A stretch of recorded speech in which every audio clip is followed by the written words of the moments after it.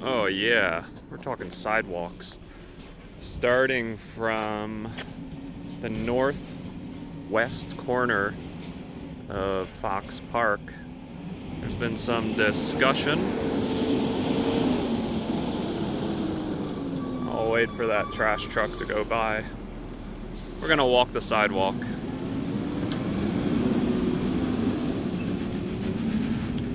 This sidewalk exists mostly, I think, because of ADA requirements for access to a park. And then there's some debate over whether or not it's in compliance. You can see some of the yellow lines here, a little bit of cracks. I can just walk over them. Anybody in a wheelchair have to deal with this? Or with a walker? Let me know. I don't think the trucks are particularly happy with me filming. Oh well. Here's another line. If we get down and look close, there's maybe a 1/4 inch gap there. Not much for me, but it could probably be pretty annoying if you're pushing a walker or a wheelchair, but doable, potentially. And then off to the side here, it's the slab for the sidewalk is what, 3 inches thick, so there's a 3-inch fall off there. So don't fall off. And then we've got a bunch of good blocks coming up to this big tree. I assume the root system is doing what root systems do.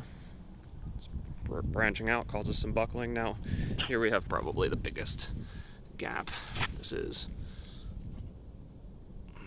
That's what, close to 2 inches.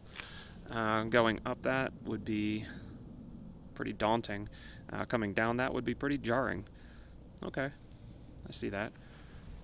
Who's affected by this on a routine basis? I just walk over it. Most people walk around it. Those who are less able, what do you do? Do you avoid this? Do you just go get some help? Is there a technique? Here we got some cracks in the sidewalk.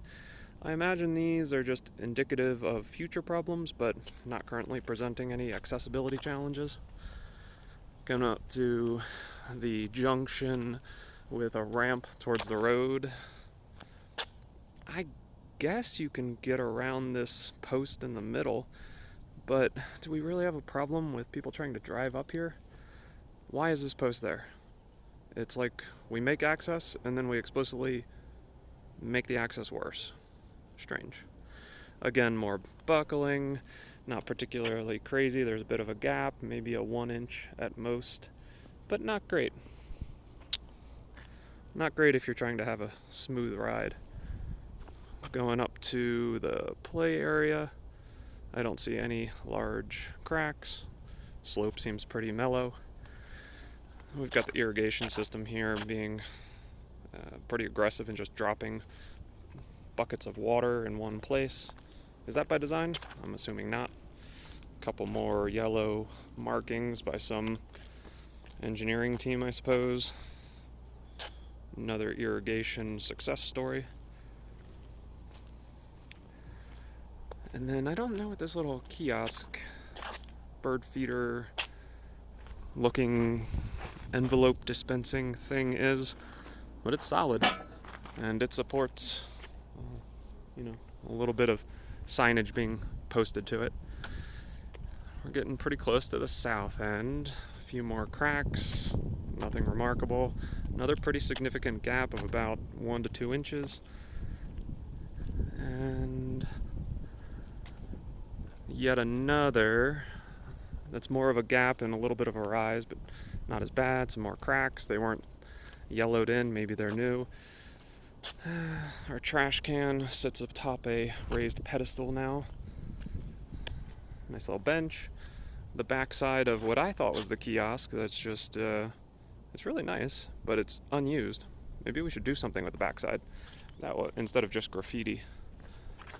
And then take one of nothing. Cool. Our little real life Twitter. That is, it's fine. And a very nice sign. What do you think? Do we care enough to do something? Maybe. Let me know.